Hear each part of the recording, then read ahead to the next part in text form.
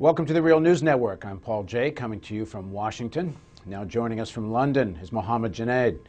He's a PhD student, researcher. He comes from Peshawar in Pakistan, which is the city near the Pakistan-Afghan border. Thanks for joining us, Mohammed. Thank you. So tell us what you hear from your own research and people you've been talking to in Pakistan, Afghanistan. What's going on at the American NATO offensive in Marja? It has been a week that, something has started in Marja, in Helmand, which is very close to Kandahar.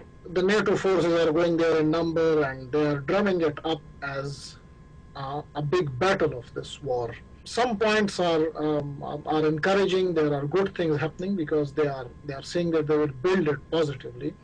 Some of the points look like a lot of media hype, which is being created to drum up support in the Western countries, surely. So, as for example, there is not supposed to be any battle there because it is a guerrilla war. This is mountainous area, and there will be a guerrilla war. And in guerrilla war, it has to be hand-to-hand combat thing. So expecting a big battle in this place is a bit of a media thing. It seemed like the Americans not only knew that, but perhaps wanted it. They made it clear. They announced weeks ahead of time that they were going to do this.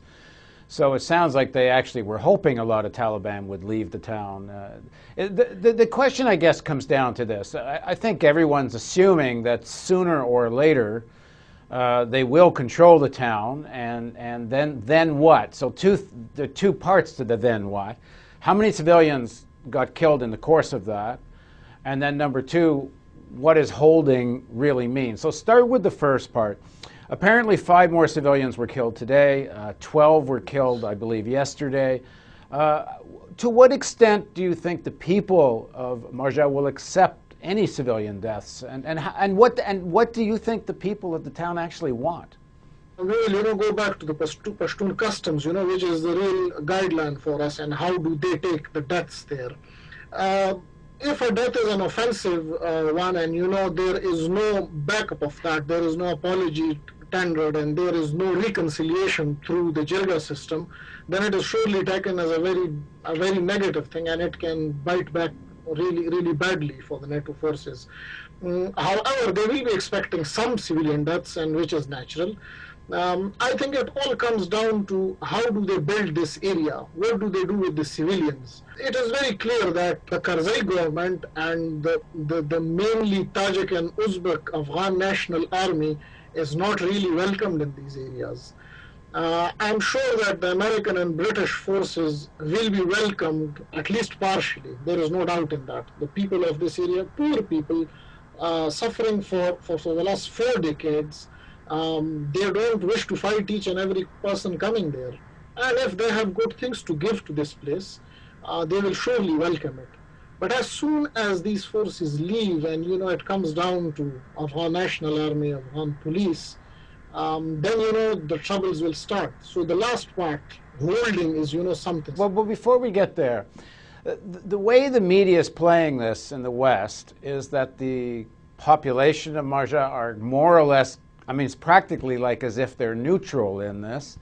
To what extent is there popular support for the Taliban? Is there a popular support for anti-foreign occupation? What do you make of that? You see, I think we have to look at 2 parts of this. The first part comes from the adherence to cultural values and the hatred from the foreign invasion. However, this is complicated by extreme poverty and 4 decades of continuous war.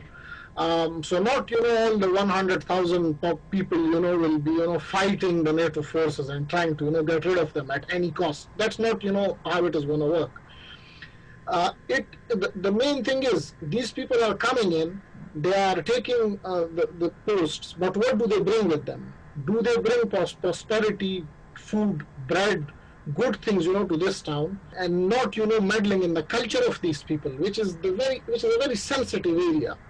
If they let them live the way they want to live, and bring them prosperity, I see no reason for these people to accept the NATO forces being there. To accept or not to accept?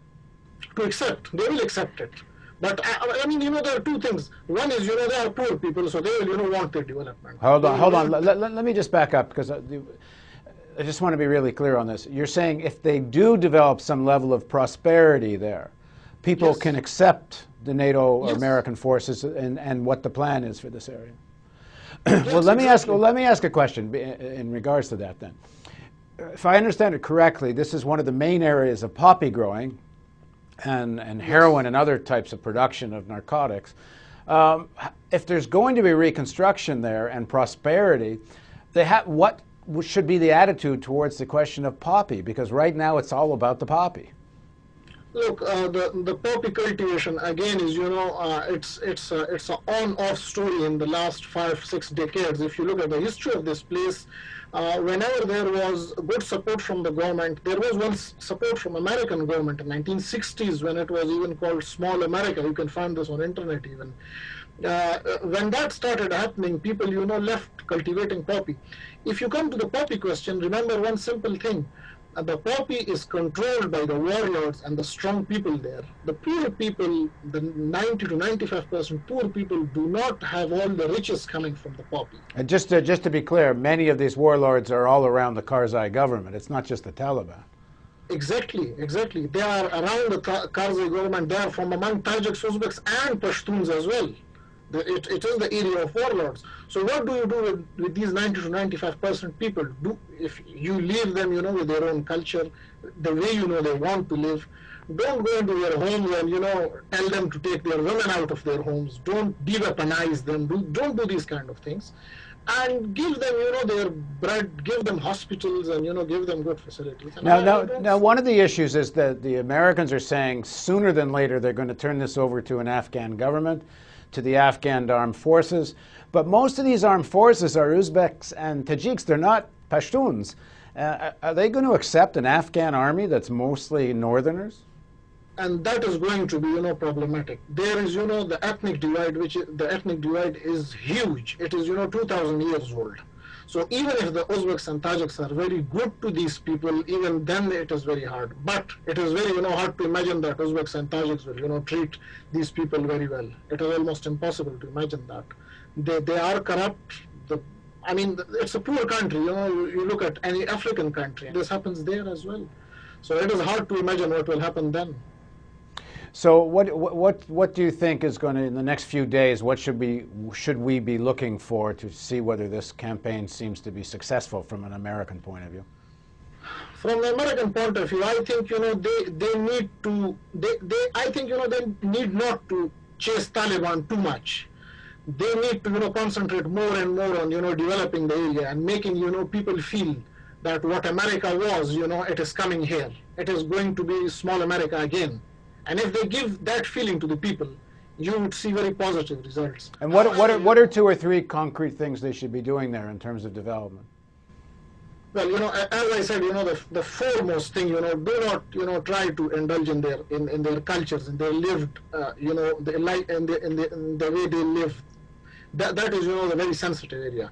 But then, there are essential living, amenities, life amenities. There is, clean water, there are hospitals, there are roads, there are jobs, there is irrigation system. There are hundreds of things, which are not there in that area for the last 4 decades. So if you develop them, there is no reason, these people will not be happy. I guess we'll see. I mean, that's been the same story right from the beginning in 2001, that if there had been reconstruction, none of this would have been happening. So I guess we'll see if any lessons have been learned. Thanks very much for joining us, Mohammed. Thank you very much. And thank you for joining us on the Real News Network.